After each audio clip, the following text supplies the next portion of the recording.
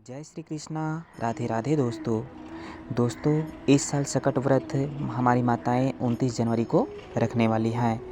जी हाँ दोस्तों, सकट व्रत माताएं अपने बच्चे की स्वास्थ्य संवर्धन और खुशहाली के लिए रखती हैं।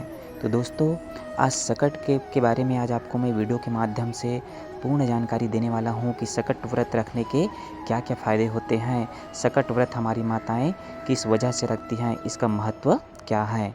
तो इस वीडियो के माध्यम से आपको मैं पूरा का पूरा डिटेल जानकारी देने वाला हूँ।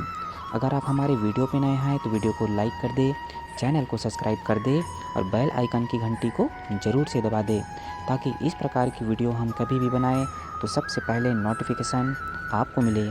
और कमेंट में जय श्री कृष्णा राधे राधे ज़रूर लिखें। दोस्तों आप सभी को पता होगा कि हमारी माताएं अपनी संतान की सुख समृद्धि और लंबी आयु के लिए इस व्रत को रखती हैं। तो दोस्तों इसके बारे में, इसके महत्व के बारे में आपको मैं पूर्ण जानकारी देने वाला हूं। तो बिना स्किप किए हमारे वीडियो पे ज़रूर से बने रहे, ताकि आपको सकट के महत्व के बारे में आपको पता चल सके। क्योंकि हमारी माताएं अपने बच्चे के लिए सकट व्रत हर साल रखती हैं, किंतु हमें उनके महत्व के बारे में भी हमें जानकारी होनी चाहिए कि हम सकट व्रत क्यों रखते हैं, सकट व्रत रखने के कारण क्या हैं। दोस्तों 29 जनवरी 2024 को सकट चौथ का व्रत किया जाएगा। इस दिन भगवान गणेश की पूजा होती है। पूरा दिन व्रत रखकर रात में चंद्रमा को अर्घ्य देकर ये व्रत तोड़ा जाता है। संतान की लंबी उम्र, सौभाग्य में वृद्धि के लिए ये व्रत बहुत ही महत्वपूर्ण माना जाता है। तो दोस्तों आपको मैं इस वीडियो के माध्यम से आपको सकट व्रत के बारे में पूरी की पूरी जानकारी देने वाला हूँ।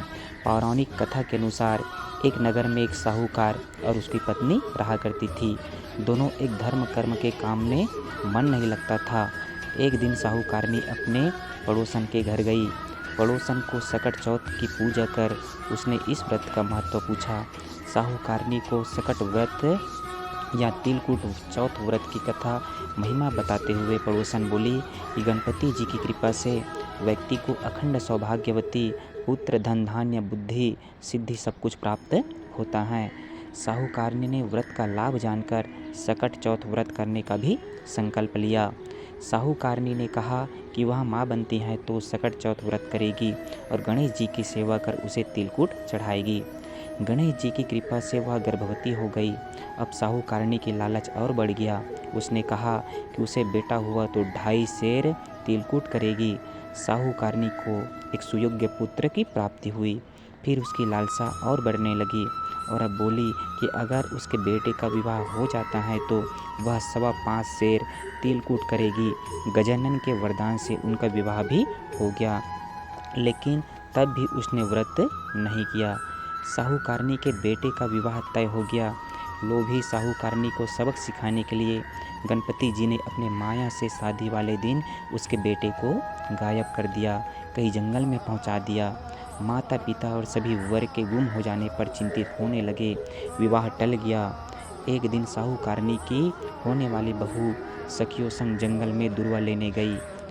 उसे देखकर साहूकारनी के बेटे ने आवाज़ भी दी, लेकिन वह सभी डर के वहाँ से चली गई और इस घटना के बारे में उन्हें अपनी माँ को बताया।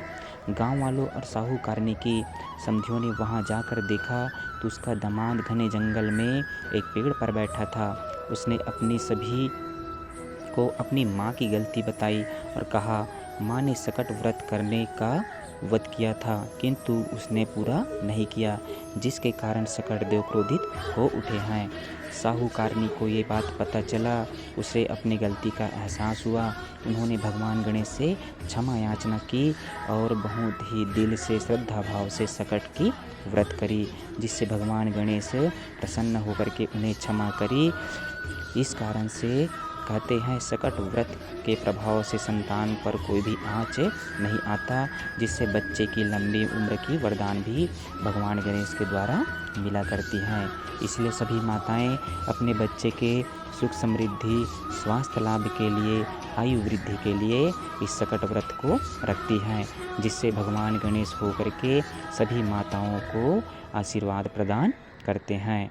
तो दोस्तों आप सभी को पता चल गया होगा कि इस बार सकट व्रत 29 जनवरी को होने वाली हैं, जिसमें माताएं अपने बच्चे के सुख समृद्धि और आयु वृद्धि के लिए सकट का उपवास रखती हैं। तो दोस्तों, अगर आप हमारे वीडियो पे नए हैं तो वीडियो को ज़रूर से लाइक करें, चैनल को सब्सक्राइब करें और बेल आइकन की घंटी को ज़रूर से दबा दें, ताकि इस प्रकार की वीडियो हम कभी भी बनाएं तो सबसे पहले नोटिफिकेशन आपको मिले। और कमेंट में जय श्री गणेशाय अवश्य लिखें। मिलते हैं दोस्तों अगली वीडियो में कोई नई जानकारी के साथ। तब तक के लिए ओम श्री गणेशाय नमः।